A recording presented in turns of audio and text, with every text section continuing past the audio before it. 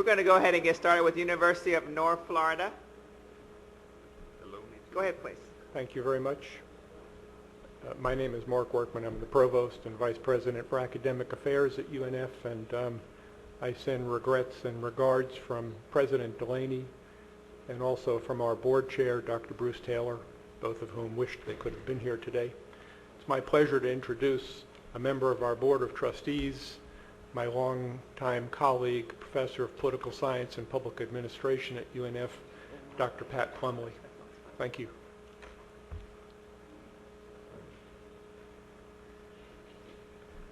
UNF's vision and mission have not changed.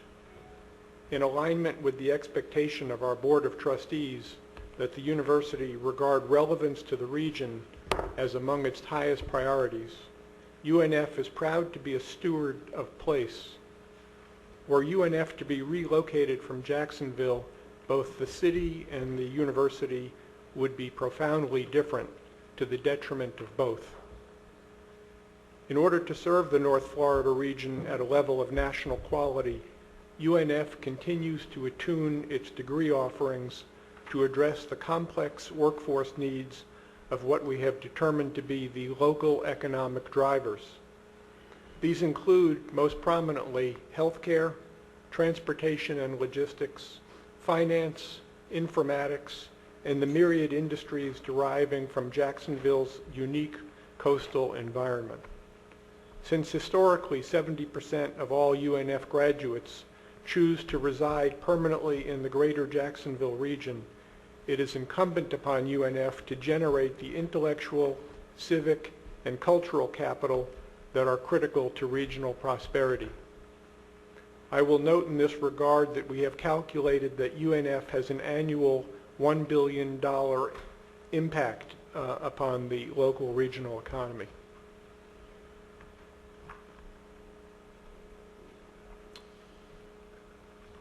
UNF is committed to contributing to the Board of Governors' goal of providing access to and production of degrees. It is also intent upon maintaining academic quality. At the start of the recession, UNF was over-enrolled by approximately 700 unfunded FTE, and the per capita FTE funding that it did receive, for a variety of historical reasons, was and remains among the lowest within the SUS. For those reasons, in spite of increasing demand for admission, UNF felt obliged to reduce its enrollment in order to assure that the size of UNF did not become disproportionate to its strength. Confirmation of the success of our strategy is provided by the significant increase we have achieved in baccalaureate degree production overall, and the particularly positive growth in the areas of STEM degrees and degrees received by minorities and Pell recipients. We expect to maintain these upward slopes as we improve retention and graduation rates, increase student interest in pursuing STEM-related careers through engagement in pure and applied research, and continue to support our highly successful Jacksonville Commitment Program, a joint effort by a local consortium of educational partners that guarantees to every Duval High School graduate below the federal poverty line a fully funded university education if he or she meets academic qualifications.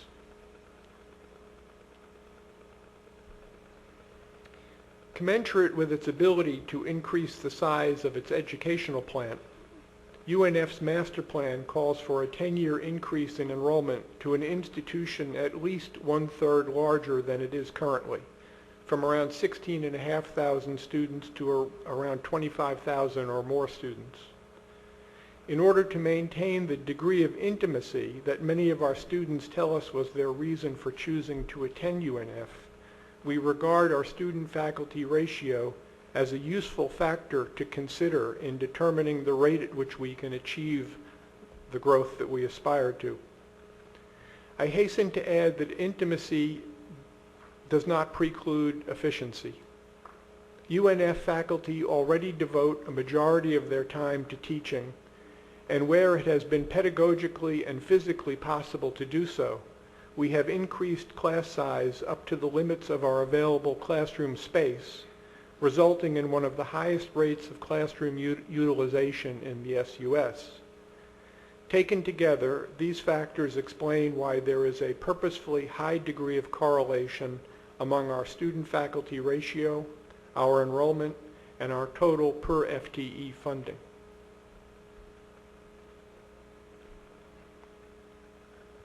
UNF's retention and graduation rates are to a large extent a function of the demographics of its student body.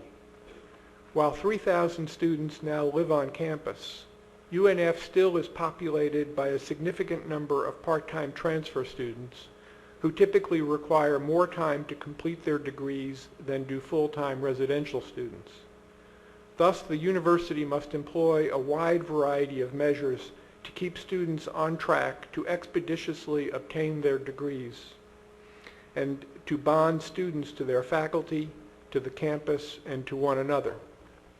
To those ends, the university has significantly increased professional and computerized advising from the freshman through senior years.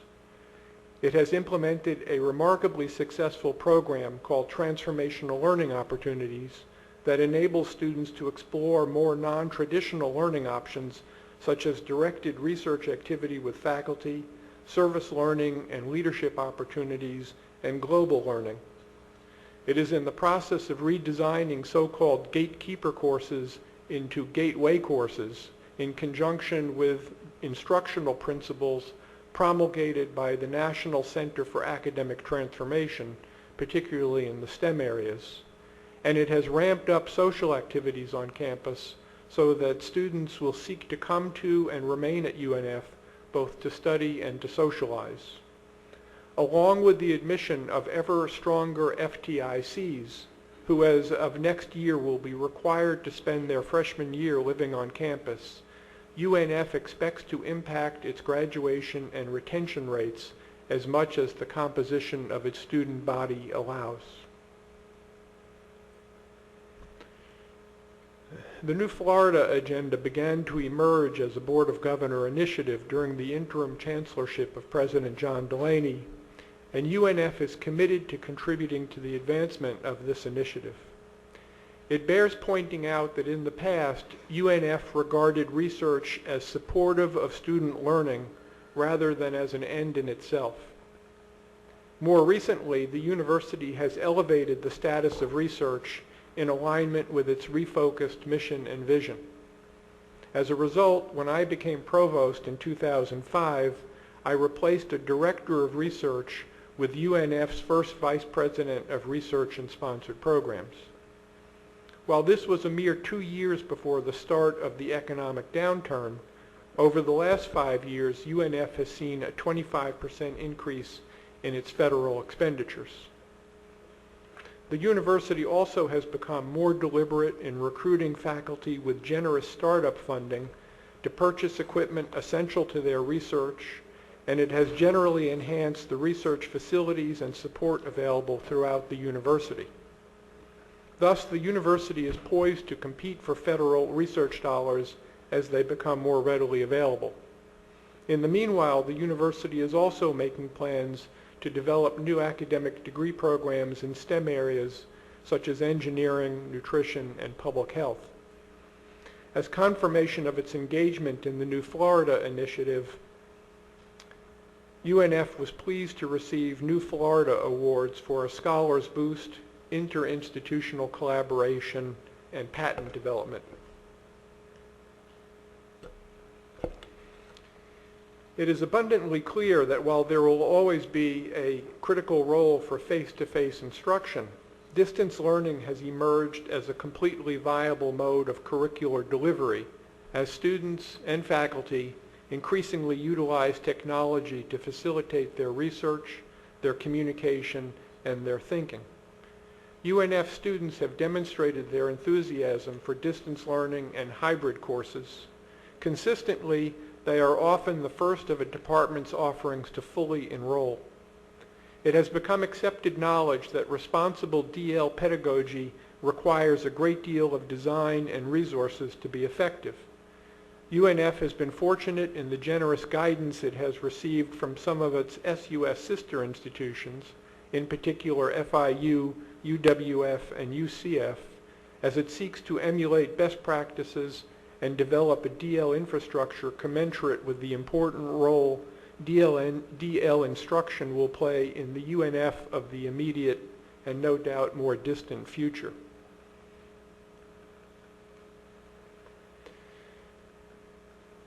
UNF seeks to be as richly diverse as the community in which it is situated. To achieve this goal, the university allocates a significant percentage of its scholarship dollars to students who have graduated from a broad range of area high schools. It actively recruits students through the College Reach Out Program, the Jacksonville Commitment Program, and the First Generation Scholarship Program. And it provides intensive advising to all students who demonstrate a need for extra academic support. Similarly, as indicated in the Budget Incentive Plan in the Florida Equity Report, the university has allocated dedicated resources to the recruitment and retention of a diverse faculty so that students will be able to study with mentors who share backgrounds similar to their own. UNF regards the diversification of its students and faculty not only as a moral imperative, but also as a factor critical to intellectual growth and cultural sophistication.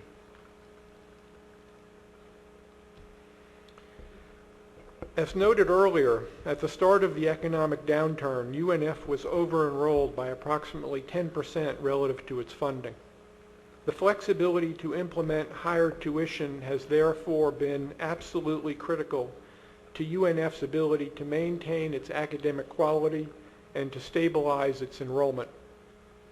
It is the tuition differential dollars that have enabled us to restore faculty lines lost during the first round of budget reductions and to provide recurring funding for those lines subsequently funded on an ad hoc basis by the federal stimulus plan. In response to the first reduction and concomitant loss of faculty, UNF reduced the size of its student body so that students would not be disadvantaged by the unavailability of critical classes or diminished access to their professors, and thus more likely to abandon or prolong pursuit of their degrees. Since then, the university's enrollment has almost returned to its pre-recession level, and with the approval of further tuition increases this year and next, will continue to climb as the university recruits more faculty and advisors. In light of the uncertainty in the global, national, and state economies, UNF did not wish to presume that it inevitably would need or indeed be entitled to further tuition increases after 2012-13 in order to sustain institutional growth. Of course, our optimistic projections certainly will be subject to reconsideration as the state of the economy is clarified in the years ahead. UNF is utilizing private dollars and tuition revenues to advance the diversity of its student body. We are requesting legislative funding to help support our other three primary institutional goals that derive from the BOG strategic plan. Retention and graduation rates, mandated by the Board of Governors as areas of improvement, are critical to the efficient use of state resources. UNF, as I've already noted, has implemented many strategies for advancing these rates, and the requested funding will enable it to add further critical resources based upon SUS best practices that are conducive to student success. Additionally, UNF is seeking support to strengthen research endeavors in STEM areas in order to fulfill its mission as a source of intellectual capital to the North Florida region and a driver of the new Florida economy. Finally, greater access to distance learning also can contribute to improving time to degree, since it enables students to flesh out course schedules while not in the least compromising the quality of their education. Select distance learning programs also have the potential to supplement state resources that can subsidize a wide variety of university programs.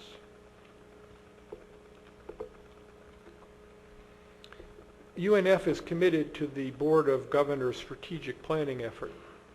As part of this effort, we not only benchmark UNF on paper against our peer institutions, we actually make annual visits to those institutions to gain a deeper appreciation of what it is that UNF has in common with and where it differs from them.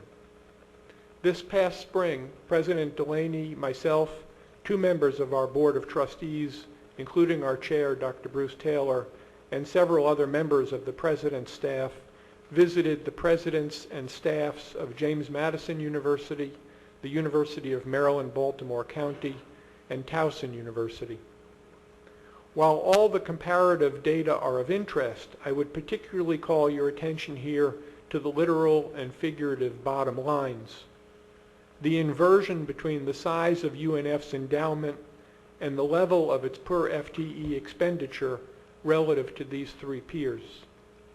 The endowment, which is now closer to $100 million than at the time we captured this information, attests to the regard in which its alumni and the city of Jacksonville hold UNF. The per FTE funding speaks to the challenge UNF, and indeed all our sister institutions, face in calibrating ambitions to resources.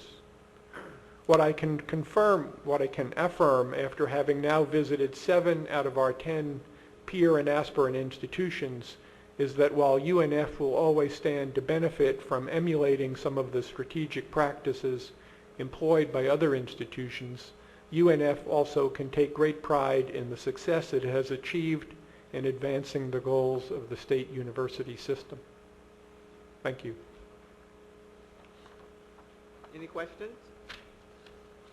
I have a quick one.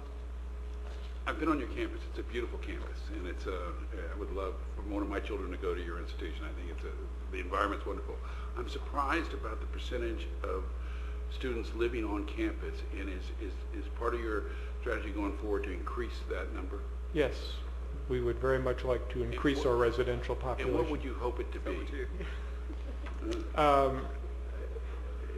I think the figure we operate with is about 1/3 of our enrollment. So currently that would be 5,000, 6,000 students, so we're shy of that.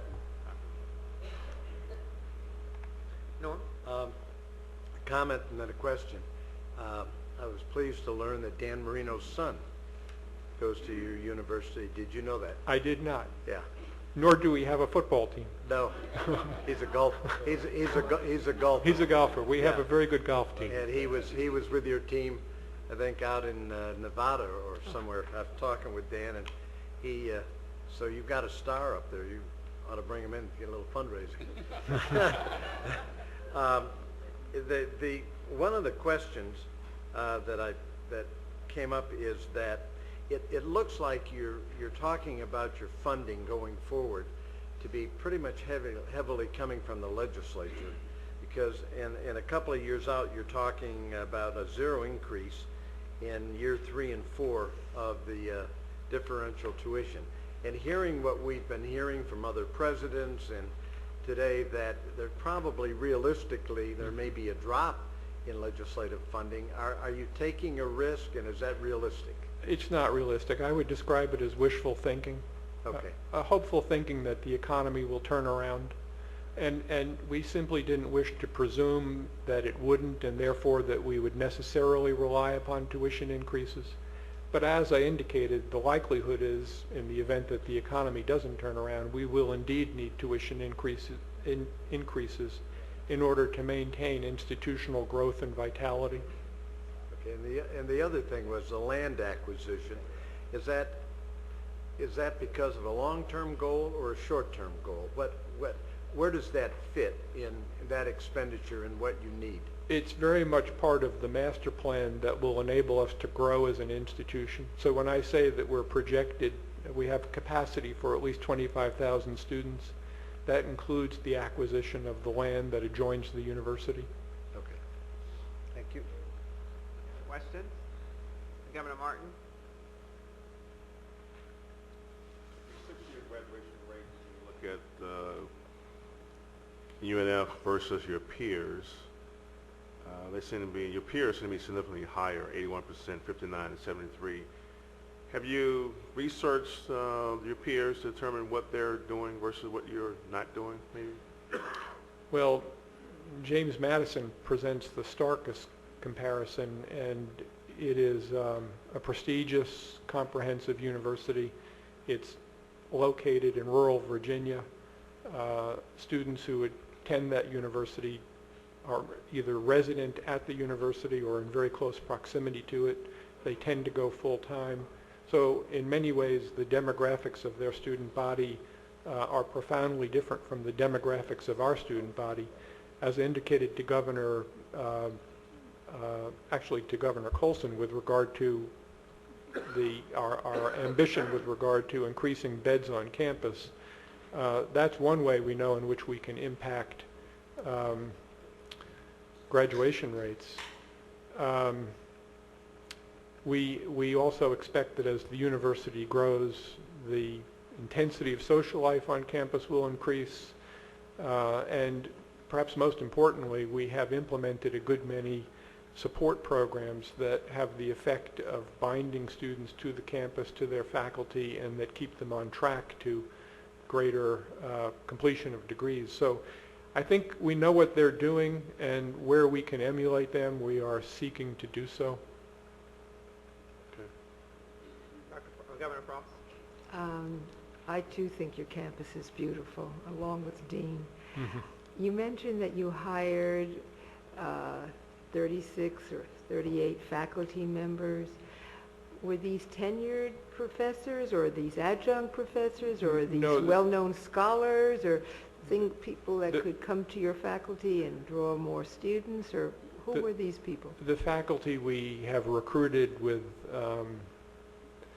the differential tuition largely are typically tenure track faculty, and typically when we recruit new faculty, we recruit at the assistant professor level to make certain that the faculty will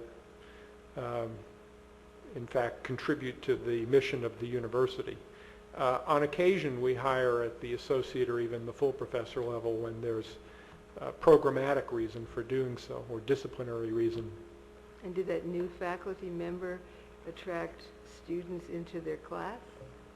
Typically, they bring a lot of energy, enthusiasm, cutting-edge knowledge into the university, and they tend to attract a following as soon as they become settled. Were many of them from out of state? We recruit, we know the job market has very much been on the side of all institutions, so we're able to recruit faculty from premier institutions across the country. That varies somewhat by discipline. It's the market for funding. And funding, yeah. Salaries. Thank you. One very last quick question from Governor Smith. Interested to hear you say that the reality is you can get faculty from most anywhere. Well, the last 2 or 3 years I've been hearing, all I hear are your comments that we don't have enough money, we can't hire faculty, everybody's stealing our faculty. Well, we're in a bad situation. So UNF is No, unique, right? They they want to come to Jacksonville? all those statements are not mutually exclusive, unfortunately. We can hire good faculty, although it is easier in some fields than in others.